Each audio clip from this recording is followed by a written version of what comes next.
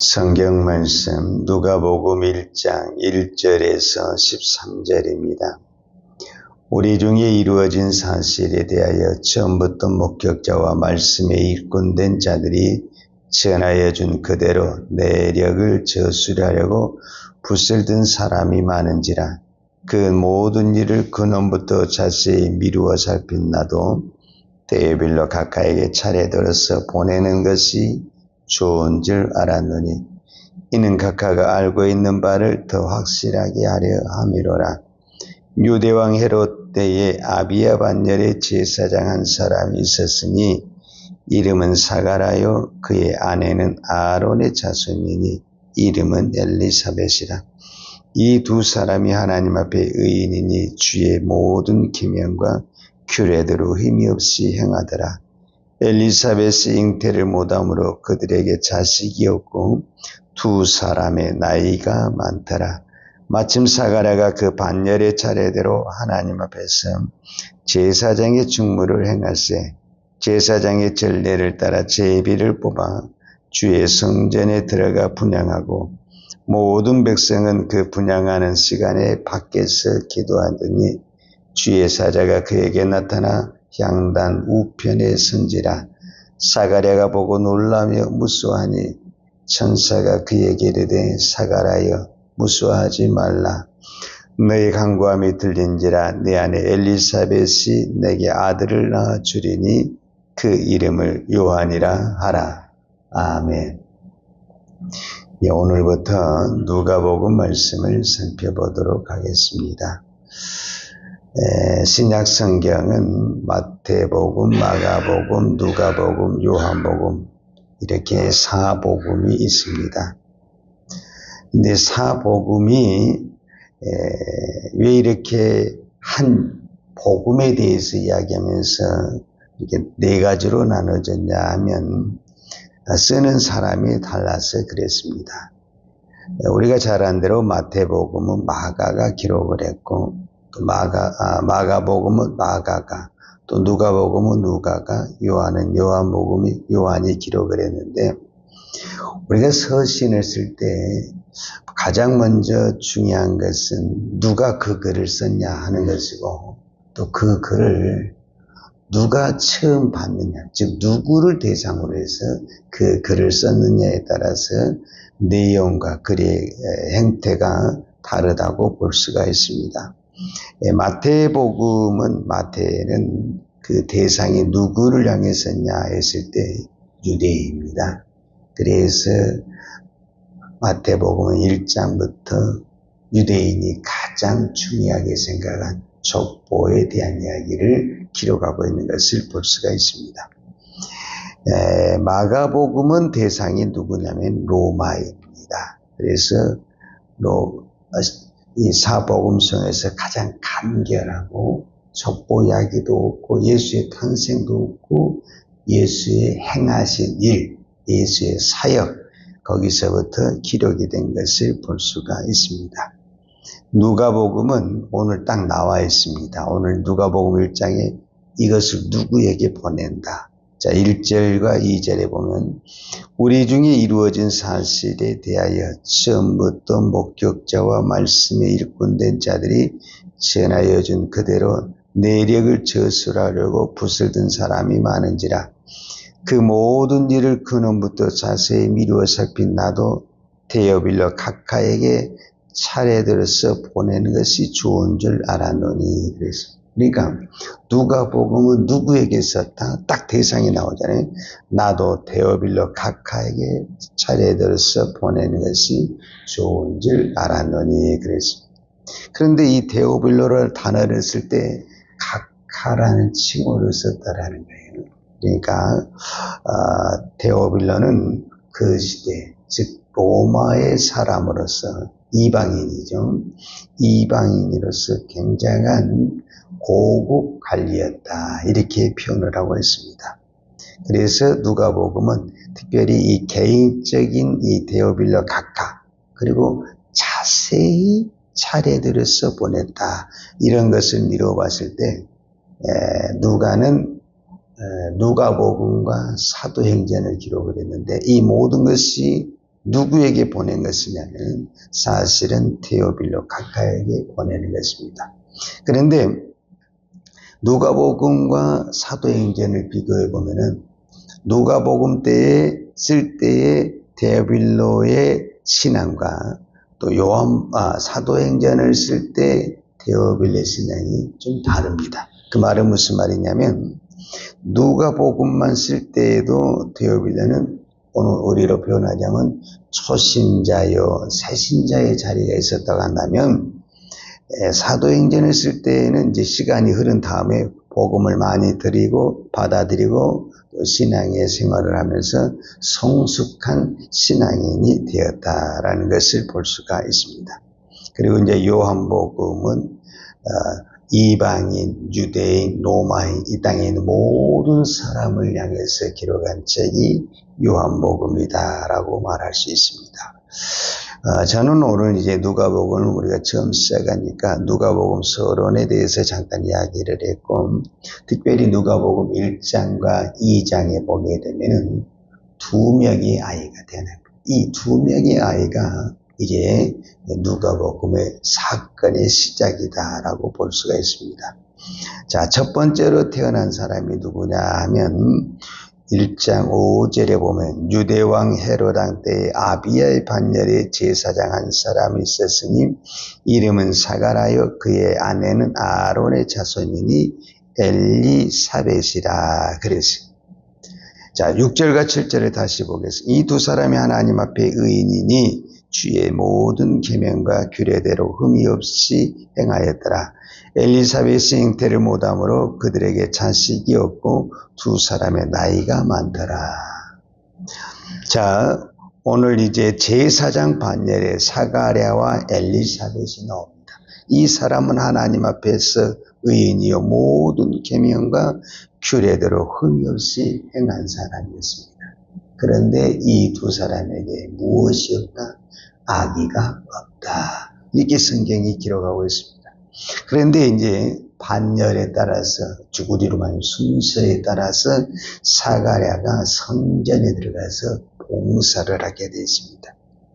그때 주의 사자 하나님이 보낸 천사가 사가랴에게 나타나서 말을 합니다. 그게 이제 누가복음 1장 13절에 있는 말씀입니다. 천사가 그에게 이르되 사가랴여 무수하지 말라. 너의 간구함이 들린지라 내 아내 엘리사벳이 내게 아들을 낳아주리니 그 이름을 요한이라 하라. 이렇게 말을 했습니다. 이 말을 들은 사가랴가 아멘 하면서 할렐루야 이제서야 기도의 응답을 들어주시니 이렇게 답변을 해야 되는데 사가랴는 어떻게 답변을 하게 되냐면 18절을 보게 되면 사가랴가 천사에게 이르되 내가 이것을 어떻게 알리요? 내가 늙고 아내도 나이가 많으니라. 이렇게 말을 합니다. 그러니까 그때 당시 이미 사가랴와 엘리사벳은 나이가 너무 많아서 아기를 가질 수가 없습니다. 그런데 그때 하나님의 천사가 나타나서 너는 아기를 낳는다. 그러니까 요한이 이 말을 안 믿는 것입니다. 그렇게 해서 요한은 어떻게 되느냐면은 결국은 이 말을 믿지 못함으로 말미암아 사가랴가 그 자리에서 벙어리가 됩니다. 우리로 말을 못하게 됩니다. 그게 이제 1장 20절입니다. 보라 이 일이 되는 날까지 내가 말 못하는 자가 되게 능히 말을 못하리니 이는 내가 내 말을 믿지 아니하며더니와 때가 이르면 내 말이 이루어지리라 하더라. 자, 우리가 이제 다음 본문에 보면 나오겠지만 사가랴는 이 말을 믿지 못합니다. 그리고 이제 나중에 엘리사벳은 아기를 갖습니다. 아기를 낳아요. 아기를 낳은 다음에 이름을 지어야 되는데 보통 이름은 우리가 그 집안의 어떤 그 흐름이 있잖아요. 그 흐름을 가지고 이름을 지어야 되는데 이미 요한은 태어나기도 전에 천사가 이름을 정해줬잖아요. 세례 요한이라고 지어라. 그래서 이 사가랴가 태어난 아기를 보고 말을 못하니까 서판에다가 우리로 글씨를 쓰는데 요한 이렇게 딱 글씨를 쓰자 그의 입이 열리고 귀가 열렸다. 이렇게 말씀하고 있습니다. 그 다음에 이제 이 사가랴와 엘리사벳이 나타나는 천사 이름이 가브엘인데 가브엘이라는 천사가 6개월 후에 누구에게 또 찾아가냐 하면은 우리가 잘 아는 요셉과 정원한 마리아에게 찾아가서 뭐라고 말을 하냐면 은혜를 입은 자여 내가 성령으로 말미암아 아기를 잉태할 것이다. 이렇게 말을 합니다. 그러니까 이제 마리아는 또 충격을 받죠. 왜냐하면 이 마리아는 아직 결혼을 하지 않았고 나는 남자를 모릅니다. 이렇게 표현을 합니다. 그런데 이 마리아가 아기를 가졌다고 하니까 마리아로서는 너무 충격적이다. 이렇게 말을 할 수가 있습니다. 그런데 그때의 마리아가 아주 유명한 답변을 합니다. 37절입니다. 누가복음 1장 37절에 보면은 대저 하나님의 모든 말씀은 능하지 못하심이 없느니라. 이 말을 가브엘이라는 천사가 마리아에게 한 말입니다. 이 말을 들은 마리아가 38절에 마리아가 이르되 주의 여종이오니 말씀대로 내게 이루어지리다. 이렇게 고백합니다. 자, 우리가 1장에서 지금 이 2명의 아기가 태어납니다. 세례 요한, 그 다음에 예수님이 태어납니다. 세례 요한의 어머니가 엘리사벳이고 우리가 예수님의 어머니가 마리아입니다. 그런데 이 두 어머니가 극과 극에 있습니다. 한 사람은 너무 나이가 많아서 아기를 가질 수가 없습니다. 근데 그때 하나님의 전사는 나타나서 아기를 낳을 것이다. 그래서 이 말을 안 믿어. 그러나 하나님의 말씀은 그대로 이루어지게 됩니다. 반대로 마리아는 아직 결혼도 안 했어요. 그래서 남자를 모릅니다. 그런데 또 마리아에게 아기를 낳을 것이다. 이렇게 이야기를 합니다. 그런데 이 마리아는 또 뭐라냐면 나는 주의 계집 중이니 하나님의 말씀으로 될 줄로 믿습니다. 이게 이제 마리아의 고백입니다. 주의 여종이오니 말씀대로 내게 이루어지리라. 자, 오늘 이제 딱 하나만 생각하면 됩니다. 누가복음 1장 1절. 이 누가복음 1장 1절이 뭐냐면은 이 누가복음을 기록한 배경을 설명하고 있습니다. 누가복음 1장 1절이 뭐냐?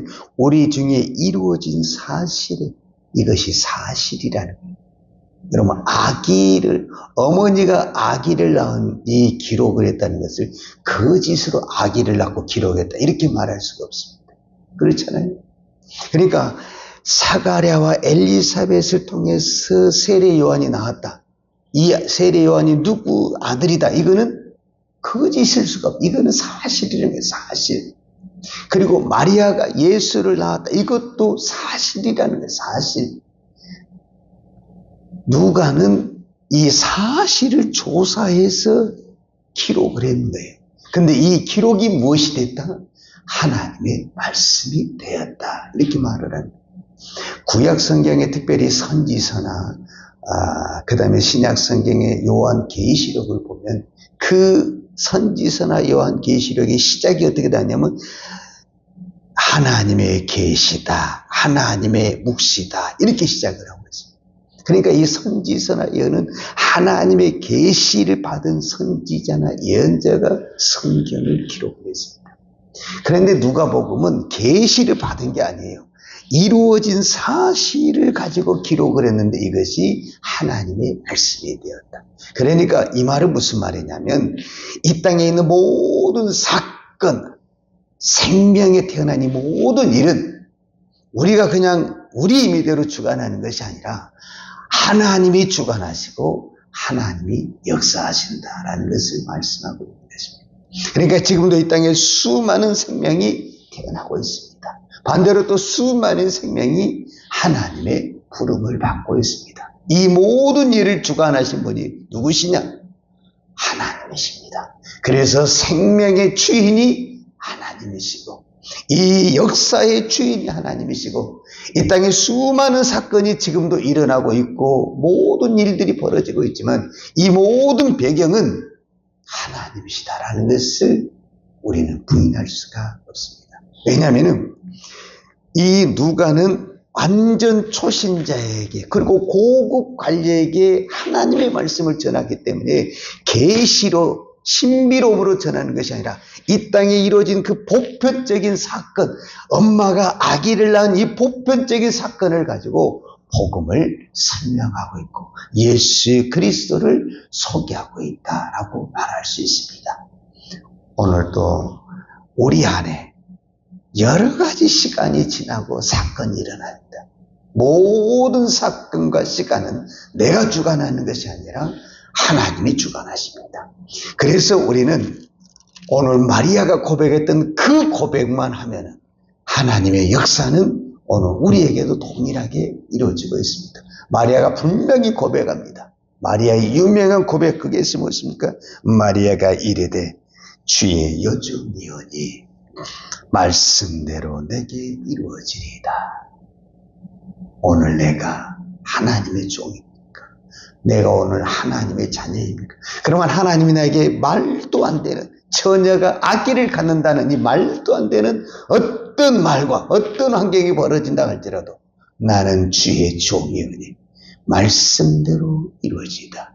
이 고백만 드릴 수 있다면 믿음의 역사는 지금도 우리를 통해서 일어날 줄로 믿습니다.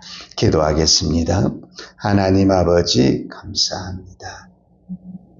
날씨가 춥고 또 여러 가지 환경이 어렵지만은 이 모든 사건 날씨를 주관하신 분도 우리 인간이 하는 것이 아니라 하나님이 하신 줄로 믿습니다. 역사의 주인이시요 시간의 주인이시요 모든 사건의 주인이시오 우리의 생명의 주인이신 아버지 하나님, 오늘 우리가 이 새벽에 기도할 말은 마리아가 고백했던 것처럼 주의 여종이오니 말씀대로 내게 이루어지리이다. 오늘 이 마리아의 고백이 나의 고백이요 우리의 신앙의 고백이 되기를 원합니다.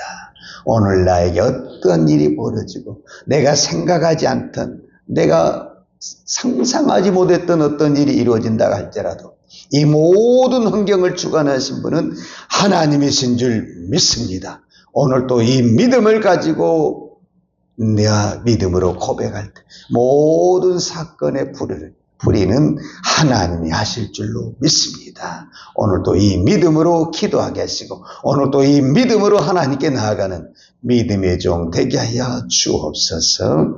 예수님의 이름으로 기도하였습니다. 아멘. 요한은 내게 복을 주시고 너를 지키시기를 원하며 요한은 걸굴로 내게 비추사 은혜 베푸시기를 원하며 요한은 걸굴을 내 길을 행하여 되사 평강 주시기를 원하노라.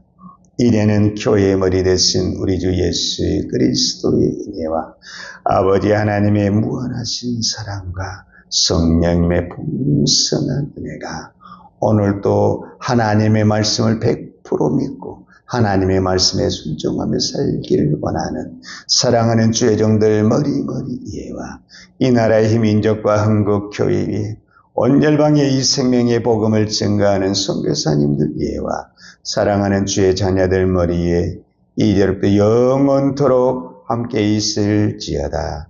아멘.